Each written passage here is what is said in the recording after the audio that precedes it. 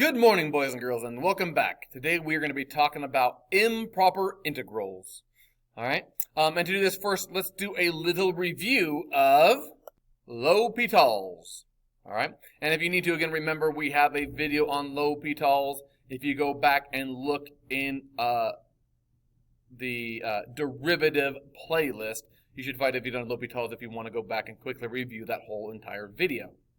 Alright, here we go. Little review of L'Hopital's. If you are taking the limit of a fraction of two functions, one over the other one, the limit as x approaches c, where c is just some constant, of f of x over g of x, and you get that this limit is equal to 0 over 0, or infinity over infinity, plus or minus infinity over plus or minus infinity, then we know that L'Hopital's applies. Okay, just real fast before I get to the then part of this if-then statement, just FYI, because we did not touch on this a lot in the first semester, but when you do this, this is how you need to split up and show your work here. You cannot say the limit is x approaches c of f of x over g of x equals 0 over 0. That does not make sense. You need to use your limit rules and say the limit is x approaches c of f of x over the limit is x approaches c of g of x. Okay, it needs to be split up like that. If it is not written like that, then AP will be very, very upset with you, and you could lose out on points. Okay, so make sure that you split things up using your limit properties. All right, but if this is true, if the limit as x approaches c of f of x over g of x equals 0 over 0 or infinity over infinity, then the limit as x approaches c of f of x over g of x is going to equal the limit as x approaches the same value c of f prime of x over g prime of x. We said you could take the derivative of the top divided by the derivative of the bottom, and that will give me the same exact limit. And we sometimes have to do this several times. All right? We will most definitely be using L'Hopital's, and we're going to go back to a lot of limit stuff in this lesson. So this is something we want to keep on our minds. All right, now let's get to the real question of today. Here is today's question. Can the length of an infinite curve contain a finite area? It's kind of mind-boggling. Can a curve that is infinitely long contain a finite area?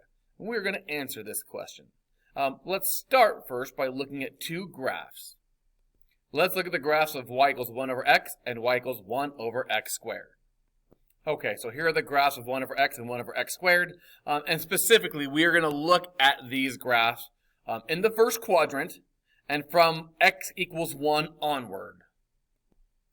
And if you look at these graphs from 1 onward, if you look at the area under the curve, that's what we're going to kind of analyze here. We're asking ourselves, is that area infinite? Can that length of that infinite curve, can that contain a finite area? Or is that area going to be infinite underneath the curve? All right, that's what we're going to try to answer today. And so if we're going to do that, we will need to use improper integrals. These are what improper integrals look like. If I'm going to go from some constant a to infinity of f of x dx, which is essentially what we're going to do on these problems here, or if I went from negative infinity to b if I was going the other direction of f of x dx, because these have the infinities in the definite integral, they become improper integrals. All right, and this is how we would have to handle them. Because we can't deal infinity again as an idea, it's not a number, because I can't just go plugging in infinities in my work here, what we technically need to do is we need to rewrite our improper integral with a limit. We want to do the limit as b approaches infinity of the integral a to b of f of x dx. That's how we kind of handle improper integrals. Okay, I need to replace infinity with a variable, and then we take the limit as that variable approaches infinity. Okay, or negative infinity, as you'll see below here. So if this is the other way around, I would say the limit as a approaches negative infinity, and then still do that integral from a to b of f of x dx. Okay, but when you have an infinity in your integral, you got to switch to this limit notation. Not so much maybe like on a multi-choice type question, because they won't see your work, but definitely in FRQs, this is the proper technical notation that we need to be using when we deal with improper integrals. So, coming back to today's question that we're trying to answer, can we have an infinite curve contain a finite area? We're going to look at these two graphs right here, and we want to look, because we're looking at the area under the curve, I would want to look at these two integrals. I'm going to want to look at the integral from 1 to infinity of 1 over x dx. That would be the area under that curve. And the integral 1 to infinity of 1 over x squared dx. And now let's go try to evaluate these to see if either of these curves will contain a finite area. So when I'm evaluating this first integral, the thing we have to do is go to our improper integral notation and switch it in terms of limits. So the limit is b approaches infinity of 1 over b of 1 over x dx. We can then take the antiderivative, again leaving the limit notation in front. So we get the ln of the absolute value of x from 1 to b. And now using the fundamental theorem of calculus, I get the ln of b minus the ln of 1. Ln of 1 we know is 0, so this really just becomes the limit as b approaches infinity of ln of b. Now, as b goes to infinity, as ln goes to infinity, then ln's also go to infinity. So in this case, we say infinity or that this is divergent. Divergent means that this does not converge on a number. It gets infinitely bigger. The area under the curve is getting infinitely bigger. So in this case, no. That infinite curve is not going to have a finite area. So going back to the top, no. That infinite curve has an infinite area underneath. That is going to keep getting bigger and bigger. The area is going to go to infinity as I go out. So no. Let's look at the other one now. I think here we'll be pleasantly surprised. Now what I need to do is, again, it's an improper integral, so I got to switch over to the correct notation. So I'm going to rewrite this as the limit as b approaches infinity of the integral 1 to b of x to the negative second dx. Did that to help my integration here in a second. So when we do the antiderivative, we get the limit as b approaches infinity of x to the negative first over negative 1 from 1 to b. So rewriting this, we get the limit as b approaches infinity of negative 1 over x from 1 to b. And then if I use the fundamental theorem, I get the limit as b approaches infinity of negative 1 over b minus 1 over 1. Or this is the limit as b approaches infinity of negative 1 over b plus 1. Now, as b goes to infinity, negative 1 over infinity is going to go to 0. So this whole thing would be 0 plus 1, or this whole thing is going to go to 1. So yes, this does now converge on a number. This area will be finite. How crazy is that? So to answer today's question, yes, the length of an infinite curve can have a finite area. In this case, the area under the curve from 1 to infinity of 1 over x squared is 1. It is a finite area. That is awesome. And we are not going to get this into it here, but this brings us to one of the great paradoxes in math called the painter's paradox, or the creation of Gabriel's horn, or Torricelli's trumpet, which if you took this graph and revolved it around the x-axis, okay, if we took 1 over x squared and revolved that around the x-axis, it would look something like this. It would look something like this. And now, what's cool about this Torricelli's trumpet, or Gabriel's horn, or the painter's paradox, is we have a shape that you could fill with paint. It has a finite volume.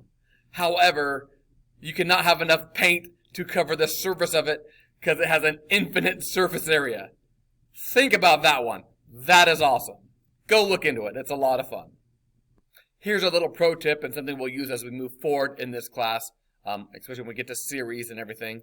But when the exponent on the bottom is greater than 1, then the area is going to be finite. So 1 over x was divergent, did not converge on a number, but 1 over x squared, 1 over x cubed, 1 over x to the fourth, if the exponent on the bottom is greater than 1, then you will get a finite area. Okay, hopefully that, gets us a little excited for improper integrals today. Here's some more examples. All right, we want to evaluate the integral from negative infinity to 0 of e to the 2x dx. And so what we need to do here is we need to rewrite this using our improper integral notation. Because the infinity is on the bottom of the integral, we tend to use a. So I said the limit is a approaches negative infinity of a to 0 of e to the 2x dx. And now I can take the antiderivative. Again here, you could use u sub or just think your way through. I just thought my way through. 1/2 e to the 2x. If I take the derivative of that, will give me e to the 2x. So this is our antiderivative. And now I can evaluate using fundamental theorem. And we get the limit as a approaches negative infinity of 1/2 e to the 2 times 0 minus 1/2 e to the 2 times a. And I can simplify this. And we get the limit as a approaches negative infinity of 1/2 minus 1/2 e to the 2a. Because 2 times 0 is 0, e to the 0 is 1. So that just becomes 1/2. And now I want to think about it. I'm going to plug in a negative infinity here for my a. And we're going to kind of play around with it, but again, technically you cannot plug in negative infinity because it's not a number. You just want to think about what I'm writing down. So everything in red here you would not want to write down, but I'm doing the limit as a approaches negative infinity. I kind of plug in the negative infinity or think about it. If I have 1/2 minus 1/2 e to the negative, 2 times negative infinity is just negative infinity, e to the negative infinity. That's 1/2 minus 1/2 times 1 over e to the infinity. If you have a negative exponent, it goes to the bottom. And e to the infinity is just infinity. And so 1 over infinity is 0. So I get 1/2 minus 1/2 times 0, or 1/2 minus 0, or which is just 1/2. So I want to think about all that stuff in my head, and I might jot some of that to the side. But again, mathematically, because infinity is not a number, you can't really plug it in. Okay? You need to kind of just do that analytically and think about it. But we should get to this is 1/2. So yes, the area under this curve does converge to 1/2. Sweet. Okay, last one, here we go. We're going to do the integral from 1 to infinity of 1 minus x times e to the negative x dx. So I first need to switch my improper integral into limit notation. Again, because the infinity is on the top, I would use b. The limit is b approaching infinity of 1 to b of this integral. And now I'm going to try to integrate this, and I got things multiplying together. This does not look like U sub. This looks like ultraviolet voodoo, or integration by parts. Yes, we get to review some old stuff. Nice. So when you're doing integration by parts, again, you want dv to be the most complicated thing that you can integrate. So I think in this case, I'd make dv e to the negative x, and I want u to be something whose derivative is simpler than u. So I think I'll make the u 1 minus x, and then we can do our ultraviolet voodoo. All right, so u is 1 minus x, du is negative dx, dv is e to the negative x dx, and then u would be negative e to the negative x. Perfect. Now let's integrate using ultraviolet voodoo. So this would become the limit as b approaches infinity of 1 minus x, negative e to the negative x, evaluated from 1 to b. Again, I should kind of put that part there saying I took the antiderivative, minus the integral from 1 to b of negative e to the negative x times negative dx, and I could come and simplify this. Ultraviolet voodoo. And so in the back we get a negative times a negative times a negative is a negative, 1 to b e to the negative x dx, and yay, we can go ahead and we can integrate that.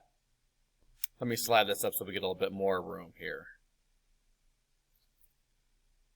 So now we get 1 minus x times negative e to the negative x minus, the antiderivative of this again is negative e to the negative x, and then all of this now is evaluated from 1 to b. And I can now go simplify this. I'm going to go ahead and distribute my negative e to the negative x here and tidy this up a little bit to get down to a nice expression that we can work with.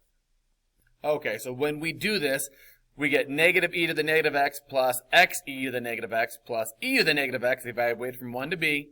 And my negative e to the negative x plus x e to the negative x kill each other off.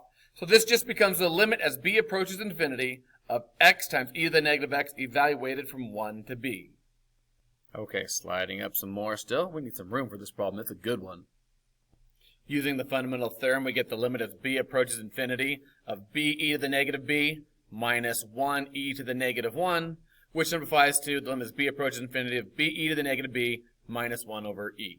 Now, when I think about plugging in infinity, I'm going to get infinity times e to the negative infinity, which we already talked about how e to the negative infinity is 0. So I get infinity times 0 minus 1 over e. Uh-oh, there's an issue because infinity times 0 is not 0, indeterminate. Okay, so now I've got to go do some work to figure out what that is. Because infinity times 0 is indeterminate, I need to rewrite this in a form so that I can use L'Hopital's. This can be as easy as writing b e to the negative b as b over e to the b, and then use the correct notation. We get infinity over infinity. Tell people you are using L'Hopital's. I think we're doing the limits of these two terms separately. So 1 over e to the b. And now I can plug in, and we get 1 over infinity, which is 0. So now this whole thing is going to equal 0 minus 1 over e, or we get negative 1 over e. All right, that's it, boys and girls.